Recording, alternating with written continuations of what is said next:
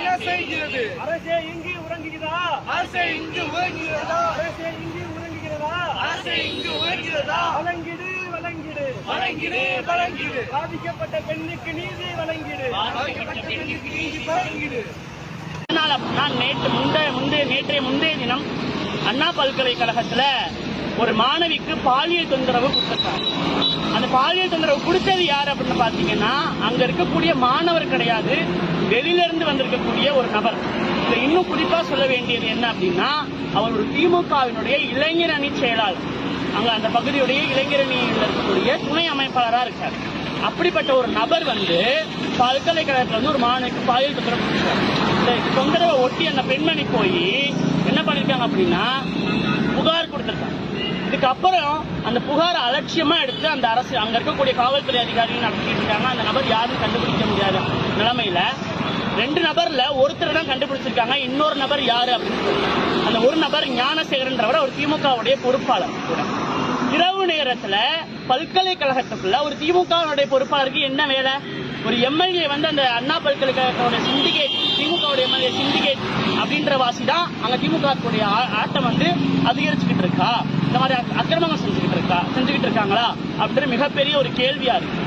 அரசு அதிகாரிகள் கூட அரசாங்கத்துக்கு வேலை செய்யறாங்களா இல்ல திமுகவினுடைய ஸ்டாலினுடைய குடும்பத்துக்கு வேலை செய்யறாங்களா அப்படின்றது மிகப்பெரிய ஒரு சந்தேக கேள்வியா இங்க இருக்கு. மாணவர்களுடைய பாதுகாப்பு குறிப்பாக திராவிட மாடல் அரசு வந்ததுக்கு அப்புறம் சுத்தமாகவே தமிழகத்தில் கிடையாது அப்படின்றது இந்த மாதிரி பல்வேறு விஷயங்களை நம்ம பட்டியலிட்டுட்டே போலாம். மாணவர்கள் தினம் தினம் இது மாதிரி திமுக அரசுடைய அரசியல்வாதிகளாக இருக்கட்டும், ஒரு சில ஆட்களாக இருக்கட்டும், அவர்களால் வதைக்கப்பட்டு இருக்காங்க. இந்த அகில பாரதிய வித்யார்த்தி பரிஷத் வன்மையாக கண்டிக்கிறது. அது மட்டும் கிடையாது, இன்னும் அங்க இருக்கக்கூடிய அரசாங்கத்தில் இருக்கக்கூடிய அக்கா கனிமொழியா இருக்கட்டும், ஸ்டாலினா இருக்கட்டும், துணை முதலமைச்சர் உதயநிதி ஸ்டாலினா இருக்கட்டும், உயர்கல்வித்துறை அமைச்சராக இருக்கட்டும், செல்லியன், இவங்க யாருமே இன்னும் இதை பத்தி எந்த விதமான கருத்துக்களுமே தெரிவிக்கல. உயர்கல்வித்துறை அமைச்சர் செல்லியன் சொல்லியிருக்காரு, தனிப்பட்ட ஒரு மாணவருடைய பிரச்சனையை எப்படி நீங்க அரசியலாக்கலாம், அப்போ தனிப்பட்ட மாணவினா நீங்க ஒரு உயர்கல்வித்துறை அமைச்சராக இருக்கவே தகுதியற்றவர். ஏன்னா ஒரு மாணவியோட பிரச்சனையை நீங்க எடுத்து பேசலன்னா நீங்க எல்லாம் எதுக்கு உயர்கல்வித்துறை அமைச்சரா இருக்கீங்க? அதனால உடனடியாக ஒரு பதவி விலகணும். ஆகவே திமுக அரசை கடந்த ஒரு நாளைக்கு முன்னாடி பாத்துக்கிட்டீங்கன்னா முதல் நாள், அதாவது கடந்த நாளைக்கு முதல் நாள் சாயங்காலம் இரவு நேரத்துல அண்ணா பல்கலைக்கழகத்தில் இருக்கக்கூடிய ஒரு மாணவி அவருடைய நண்பரும் சேர்ந்து கிறிஸ்துமஸ் தின விழாவை கொண்டாடுறதுக்காக சர்ச்சுக்கு போயிட்டு வந்திருக்காங்க. அப்படி வந்திருந்த நேரத்தில் நைட்டு நம்ம சிறப்பு வழிபாடுகள் அந்த மாதிரி விஷயங்கள் அவங்க முடிச்சுட்டு வரப்போ மாணவிகள் எப்பொழுதும் அந்த இடத்துல அவங்க ஃப்ரெண்டோட அவங்க எப்பொழுதும் ரெகுலரா பேசுறதுக்கு உட்காந்து பேசிட்டு இருந்திருக்காங்க. அப்படி இருக்கக்கூடிய இடத்துல ஒரு பல்கலைக்கழகத்துல வெளியாள் ஒருத்தவர், அதாவது அந்த ஏரியால இருக்கக்கூடிய ஒரு கடை வியாபாரி அந்த இடத்துல இருந்து வெளியால ஒரு நான் ஸ்டூடெண்ட் ஒரு யூனிவர்சிட்டிக்குள்ள மாநில தலைநகரில் இருக்கக்கூடிய அண்ணா பல்கலைக்கழகம் என்கின்ற ஒரு பல்கலைக்கழகத்துக்குள்ள அத்துமீறி நுழைஞ்சு அந்த மாணவிக்கு அங்க கூட இருந்த அந்த மாணவியோட கூட அந்த சக மாணவனை அடிச்சு தாக்கி அந்த மாணவிக்கு பாலியல் துன்புறுத்தல் கொடுத்திருக்காங்க. இந்த விஷயம் தமிழ்நாட்டில் பெரும் பேசக்கூடிய விஷயமா இருக்கு. மாணவர்களுக்கு அது நம்ம தமிழ்நாட்டுடைய தலைநகரமான சென்னையில முதல்வரோட நேரல் கீழே இருக்கக்கூடிய காவல்துறைகள் இருக்கக்கூடிய இடங்கள்ல மாணவிக்கு ஒரு பாதுகாப்பு இல்ல, மாணவர்களுக்கு ஒரு பாதுகாப்பு இல்லாத ரொம்ப வெட்கக்கேடான விஷயம். இப்படிப்பட்ட விஷயங்களை காவல்துறையும் அந்த குற்றவாளியை கைது செஞ்சிருக்காங்க. இன்னொரு குற்றவாளி தேடிட்டு வரோன்ற மாதிரி விளக்கம் கொடுத்திருக்காங்க. உடனடியா அந்த இன்னொரு குற்றவாளியை கைது செய்து இருவருக்குமே தக்க தண்டனை கொடுக்க வேண்டும் என ஐயா. வணக்கம். தமிழகத்துல பெண்களுக்கு பாதுகாப்பே இல்லை, குறிப்பா மாணவர்களுக்கு பாதுகாப்பே இல்லை அப்படின்றத உறுதிப்படுத்துற விதமா நேற்றைய தினம் சென்னையில் இருக்கக்கூடிய அண்ணா பல்கலைக்கழகத்துல ஒரு மாணவிக்கு பாலியல் துன்புறுத்தல் ஏற்படுத்தப்பட்டிருக்கு. இந்த செயலை யாரு செஞ்சாங்க, அங்க இருக்கக்கூடிய மாணவர்களா இல்லை வெளியாட்களா அப்படின்னு இன்னும் அங்க இருக்கக்கூடிய பல்கலைக்கழக நிர்வாகமாக இருக்கட்டும், காவல்துறை அதிகாரிகளாக இருக்கட்டும் கண்டுபிடிக்கப்படல. தமிழகத்துடைய அரசாங்கம் எவ்வளவு அலட்சியமா தமிழகத்துல செயலாற்றுறது அப்படின்னு இந்த மாதிரி பல விஷயங்களை பட்டியலிட்டே போலாம். கடந்த சில நாட்களாக சட்டத்தையும் நீதியும் காப்பாற்ற வேண்டிய நீதிமன்றத்துடைய வாசல்லேயே ஆட்களை வெட்டுறதும் கொலை செய்யறதும் இது மாதிரி பலவிதமான வன்முறை அசம்பாவிதங்கள் தமிழ்நாட்டில் நடந்துட்டு இருக்கு. தமிழ்நாட்டுல சட்ட ஒழுங்கு எந்த அளவுக்கு சத்தமே இல்லாம செத்துட்டு இருக்கு அப்படின்றதுக்கு இது மாதிரி பல விஷயங்களை பட்டியலிட்டு போலாம். அகில பாரதிய வித்யார்த்தி பரிஷத் மாணவர்களுடைய பாதுகாப்பை உறுதி செய்யப்படவில்லை என்றால் தமிழகம் முழுக்க போராட்டம் நடத்துவோம் என்பதை இந்த இடத்துல நாங்க தெரிவிச்சுக்கிறோம். அது மட்டும் கிடையாது, தமிழக மாணவர்களுடைய பாதுகாப்பை உறுதி செய்யப்பட வேண்டியது தமிழக அரசினுடைய கடமை. நன்றி. அனைவருக்கும் வணக்கம். அண்ணா பல்கலைக்கழகத்தோட வளாகத்துல ஒரு மாணவி பாலியல் வன்கொடுமைக்கு உள்ளாக்கப்பட்டு பாதிக்கப்பட்டிருக்காங்க. தமிழகத்துல பல்கலைக்கழகங்களும் கல்வி நிலையங்களோட வளாகங்கள்ல மாணவர்களுக்கும் மாணவிகளுக்கும் ஒரு பாதுகாப்பற்ற சூழல் காணப்படுது.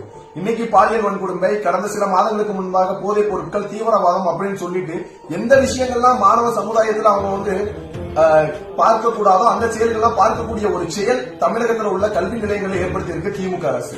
பல்கலைக்கழகங்கள்னாலும் சரி, கல்வி நிலையங்களும் சரி, தங்களோட கொள்கைகளை புகுத்துறோம். அதாவது தன்னோட வளர்ப்பு மகளையே திருமணம் செய்து கொண்ட ஒரு நபரை அவரோட கொள்கையை புகுத்தினா அந்த மாணவர்கள் மனதில ஒழுக்கத்தை வளர்க்கக்கூடிய மத்தியில இப்படி தன்னோட வளர்ப்பு மகளே திருமணம் செஞ்ச நபரோட கொள்கைகளை புகுத்தும் போது இதே போல கலாச்சார சீர்கேடும் ஏற்படும் என்பது ஒரு இயல்பான ஒரு விஷயம்.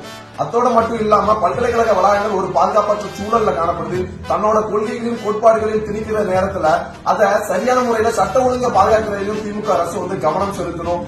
இதே இந்த ஒரு செயல் அண்ணா பல்கலைக்கழகத்தில் நடந்த இந்த ஒரு செயல் இதே நம்ம கர்நாடகால நடந்திருந்தாலும் சரி, இதே பீகார்லயோ உத்தரப்பிரதேசத்திலயோ நடந்திருந்தா இந்நேரத்துக்கு இந்த புரட்சி பெண்மணியாக இருக்கக்கூடிய எங்கள் அக்கா கனிமொழி அவர்கள் எந்த அளவுக்கு அவங்க செயல்பட்டிருப்பாங்க, பாராளுமன்றத்துல போய் எந்த அளவுக்கு குதிக்கிறாங்க, இதுக்கு ஒரு வார்த்தை பேசியிருக்காங்களா? தமிழ்நாட்டில் நிறைய புரட்சியாளர்கள் இருப்பாங்க, நிறைய போராளிகள்லாம் இருப்பாங்க. அந்த போராளிகள்லாம் இதை கண்டுகொள்ளவே மாட்டாங்க.